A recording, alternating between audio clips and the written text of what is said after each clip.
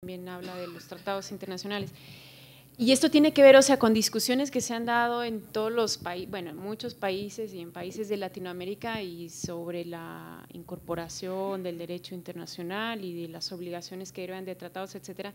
Aquí se dio la discusión y hay que distinguir. Lo que hace el artículo 1 constitucional es dar la misma jerarquía a los derechos que tienen fuente internacional, digamos, derivados de tratados internacionales. La misma, digamos, a los de la Constitución. No dice tratados internacionales de derechos humanos o a todo el tratado, ¿no? Y esto, digamos, la discusión ha sido en los países, digamos, que han tenido este problema. Algunos han incorporado el tratado en su totalidad y esto ha hecho más fácil, inclusive, por ejemplo, decir, bueno, entonces si el tratado está incorporado, entonces también las decisiones que se deriven de los órganos previstos para vigilar el cumplimiento del tratado son obligatorias, punto. Eso no es lo que sucede aquí. Aquí el 1 habla de los derechos que están en esos tratados, no habla del tratado en su totalidad, porque estos tratados tienen pues también su parte sustantiva, la parte que reconoce los derechos como tal, y ya la otra parte que es referente a las competencias, digamos, a la organización, etcétera, de los órganos internacionales que están encargados de vigilar su cumplimiento, y esa es otra cosa. Entonces, también quería precisar eso. Lo otro también, que no olvidemos que el derecho internacional es derecho nacional. Lo que pasa es que la fuente, digamos, se ubica en otra parte, pero es derecho nacional, entonces tampoco se tiene que ver como dos cosas totalmente separadas. Y la otra, que también surgió, no recuerdo por el comentario, la Convención Americana protege también a los derechos que estén reconocidos en el ámbito nacional. Algunos tratados lo hacen, pero la Corte, digamos, la Convención Americana sobre Derechos Humanos es muy clara. El artículo 29 también, que trae ciertas normas, digamos, de interpretación así muy básicas, lo que dice es que tampoco se puede interpretar las disposiciones de la Convención en el sentido en que restrinjan o limiten los derechos que ya están reconocidos en el ámbito interno. No recuerdo ahora realmente si en algún caso la Corte Interamericana se ha alegado esto, pero en mi opinión la Corte Interamericana tendría que tomar en cuenta eso. O sea, si un Estado alega, oiga, pero a nivel interno hay disposiciones, que puede ser la Constitución, que pueden ser otras, que protegen en mayor medida tal derecho, y por eso es que esto se decidió así, así, o por eso sucedió esto y aquello, la Corte Interamericana tendrá que tomar en cuenta eso, ¿no? Entonces, no son dos cosas totalmente separadas, ni siquiera opuestas, por supuesto, y pues la perspectiva ahora creo que de forma más clara tiene que ser, o sea, verlo como ya una parte integrante como tal del derecho nacional. Y además, ciertamente esto no resuelve muchos problemas o muchas inquietudes como las que ya se han planteado, pero bueno, si hay la intención y si hay la voluntad, digamos, estos problemas se podrán ir resolviendo, y no perder de vista que pues lo que está en juego son los derechos de las personas, más allá de quién puede más, si la Constitución o los tratados, o si la Corte de acá o la de allá, ¿no? Creo que esa tendría que ser como la perspectiva. Muchas gracias, Yuria. Claudio. Muy breve, dos comentarios. Uno, esta discusión en Chile lleva 20 años, así que les tengo malas noticias, esto no se soluciona tan muy rápido. El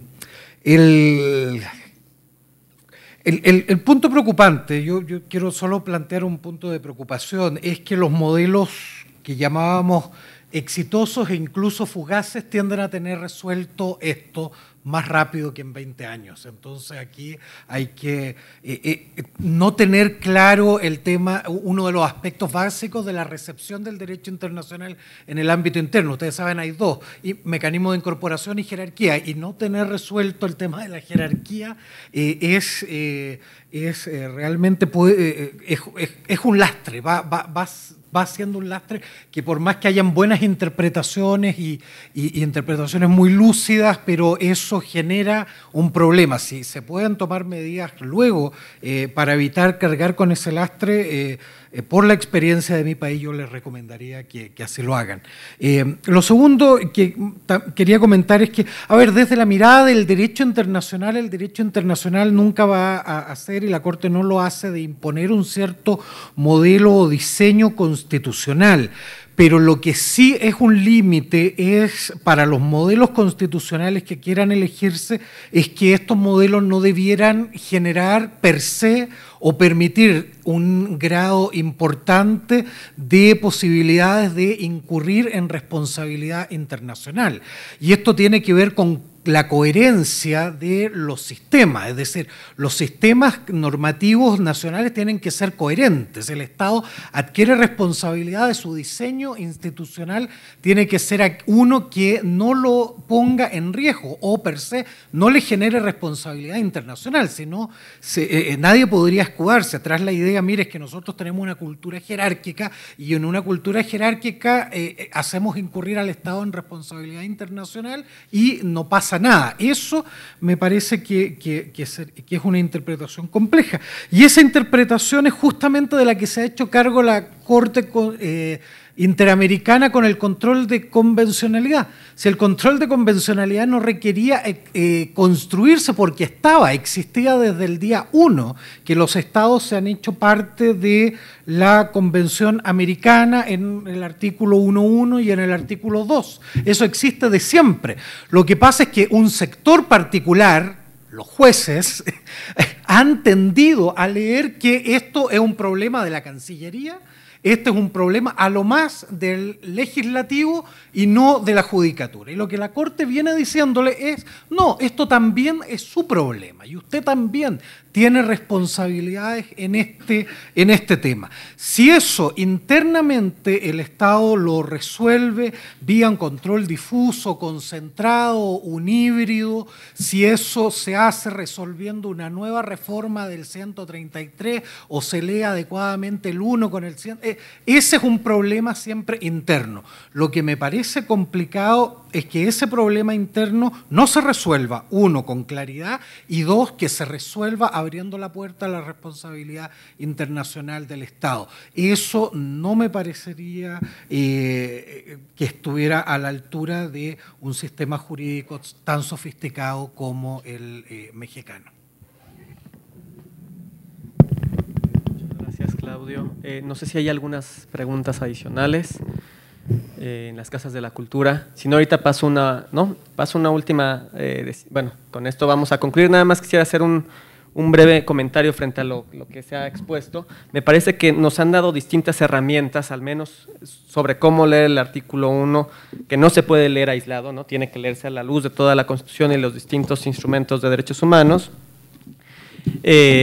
Hay un tema de incorporación, es decir, digamos, seguramente la incorporación y la jerarquía siguen vigentes, pero tienen que ser leídos en distintos contextos, es decir, 133 incorporación de tratados, 133 diferencia entre constitución y tratados de otra índole que no tienen contenido de derechos humanos, 1 regla especial, quizás como regla que mencionaba, ¿no? Para ligar los derechos justamente en esta jerarquía, digamos, a este nivel de la Constitución, regla de jerarquía o de interpretación en el párrafo 2, donde nos da la herramienta, ¿no? Que nos decía Francisco, es decir, ahí nos está dando la herramienta de cómo leer el artículo 133 a la luz del 1, pero justamente en el párrafo 2, ¿no? Interpretación conforme, pero que sin duda son herramientas para resolver distintos casos concretos.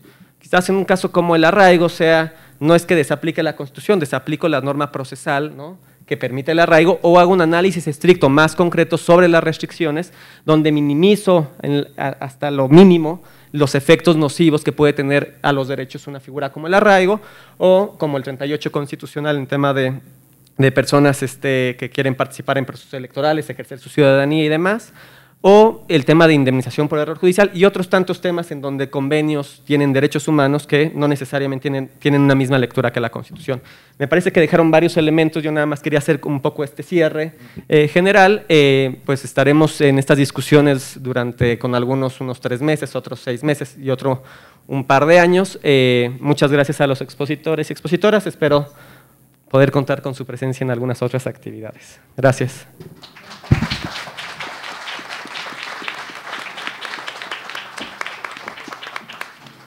agradecemos muchísimo a los miembros de la mesa, al moderador, a la Suprema Corte, a la Coordinación de Equidad de Género de la Oficina del Alto Comisionado y, bueno, principalmente a ustedes por su presencia, por estar participando con nosotros y solamente una imagen para detonar aún más la discusión, y me parece excelente que nos vayamos con tantas preguntas y con tantas dudas a iniciar este camino.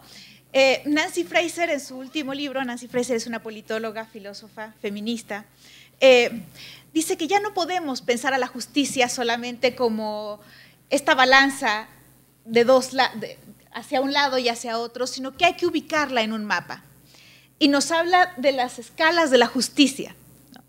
¿Cómo ubicamos a la justicia? ¿Cómo la contextualizamos?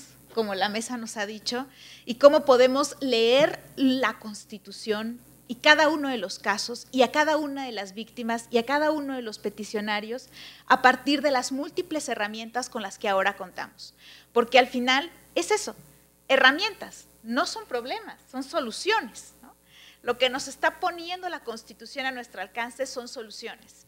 Y lo que nos está poniendo el artículo primero constitucional, creo que de manera principalísima, es este mapa. Ubiquemos a la justicia en un mapa, démosle relieve y leámosla en este contexto distinto, constitucional que ahora tenemos. Y bueno, los espero en nuestras próximas sesiones de chat y con todas las dudas que puedan tener, preguntas, debates. Nosotros estamos listísimos y con muchísimas ganas para entrar a discutir y para entrar a conocer estas herramientas y aplicar estas herramientas en los futuros meses. Muchas gracias.